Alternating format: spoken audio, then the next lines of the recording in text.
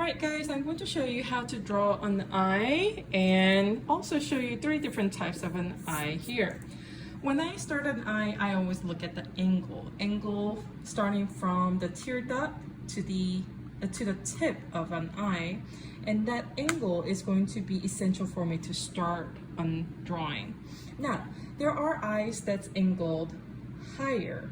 The tips are always higher than the tear duct, and there are eyes like this. And there are eyes that are straight from tear duct to the end, just like that. And reason why I look at the angles is because that's going to give me the center line, and this one actually drips down this way. So three different eyes. And reason why I really depend on the angle is because that's going to give me a starting point for any kind of drawing. So I'm going to go ahead and demonstrate with this eye. I'm going to go ahead and figure out the angle, and I'm just going to transfer that angle.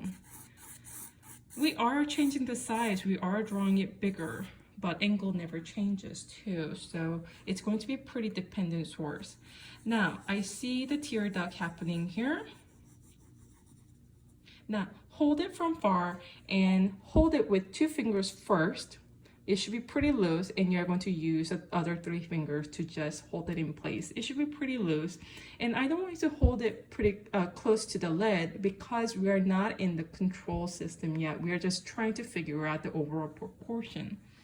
So I'm going to look at this. Where is the highest point on the lower part of the upper eyelid? It's somewhere here. So I'm going to go ahead and sort of mark that as my highest point and sort of mimic the curve here on the screen and follow. I do want you to have multiple lines here.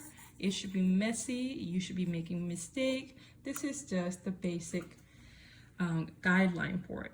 Now I'm starting to notice the inner parts of the upper eyelids here. It comes separated here. So there's a thickness hidden underneath those eyelashes. Now I'm going to go ahead and figure out the lowest part, and I'll say lowest part is somewhere right here in the middle.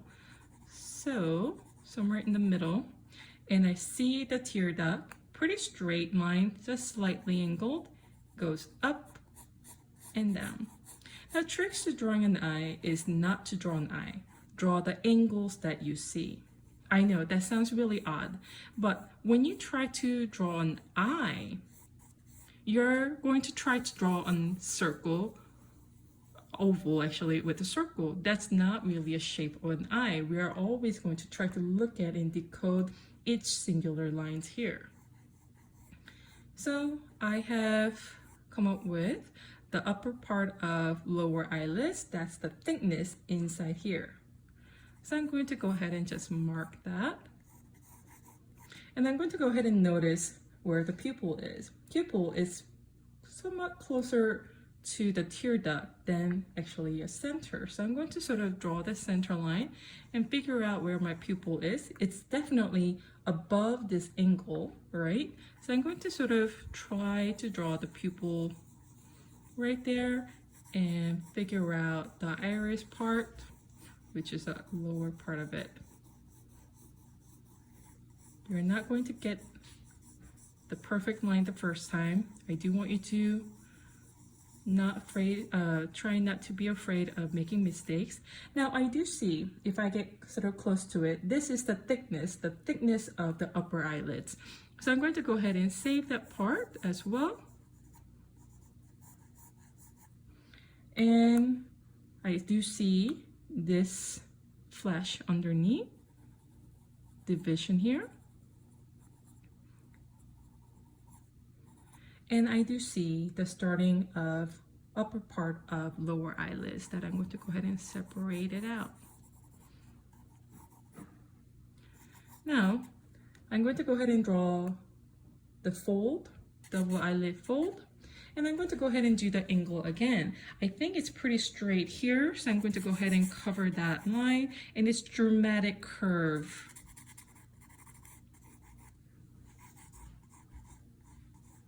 And I do see 2 different angles happening here. Now this is where the glabella is, the little tiny upside down trapezoid here, which is a good starting point of my eyebrows. I always want you to include the eyebrows when you do drawing of an eye, because that is actually included all together as an eye. Now I do see few folds of line here and angle. It's good to practice on top of the screen or on your drawing so that you're doing the muscle memories. And hold it.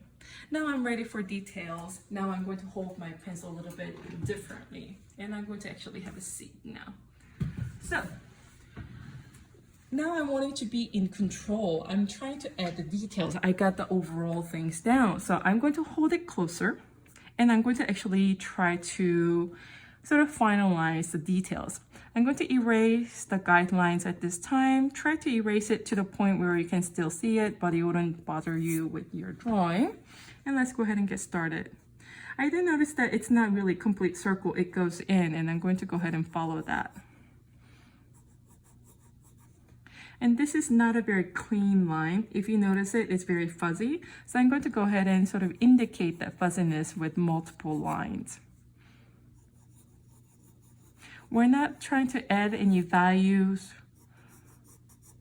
shades, or anything, but we do want to give a life to lines, and that's the beauty of contour lining. You can control the thickness and lightness and darkness of a line. And I do see reflections of that white shape, which I'm going to try to capture. And it doesn't have to be precise, just hints of it. Our brain will do the rest of making up what we are trying to draw. So I'm going to go ahead and focus on inner eyelids here of the upper eyelids. And it's very fuzzy, so I'm going to sort of trail that off. I do see the reflection of a white. And follow the curves. Again, if you're not sure of how to draw it, just go to the screen and do muscle memory and mimic. All right, let's go ahead and go to the lower eyelids, completing this part. I'm going to go ahead and complete the end of it here. This pretty dark line.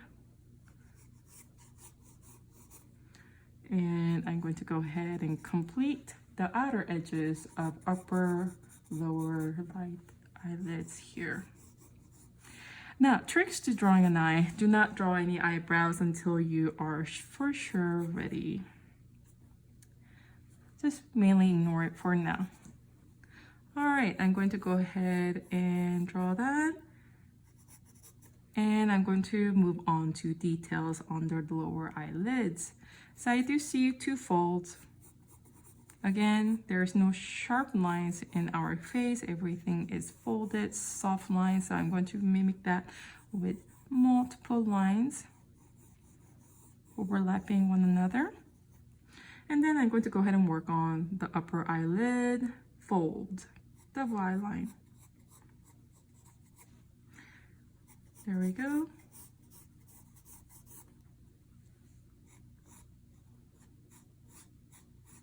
And there are multiple lines again. I'm just going to mimic those as much as I can. All right, so I'm just going to go ahead and keep the eyebrows encased shape like that. You're just thinking about the outer shape because we're not going to go back and draw all those individual lines. That is really a job for shading, which hopefully soon enough I'll be able to demonstrate.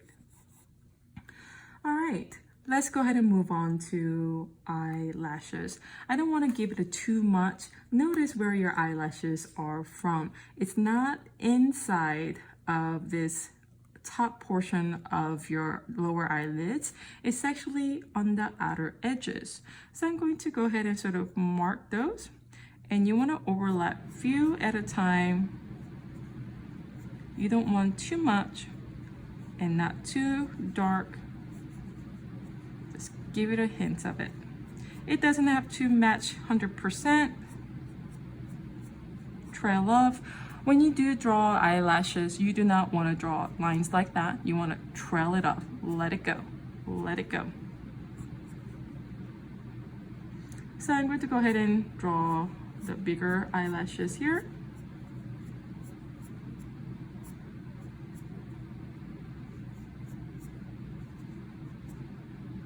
Oh, actually, that was the bottom part of the lower eyelid, so I have to bring it up. Oops. Art teacher making mistakes. So your mistakes are okay too. Don't be afraid of making mistakes. All right, and I'm going to go ahead and make eyelashes on top. Notice the same thing. It's not from where your cochlea, white parts of your eye, and the flash meets. It's actually right above it. So I'm going to give it a little bit of space and sort of trail off all those lines. This time it's elongated.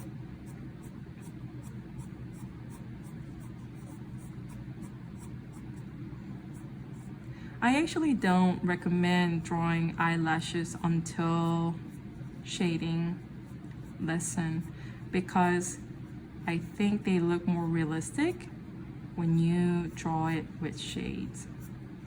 Not too much. And there we are. Eye.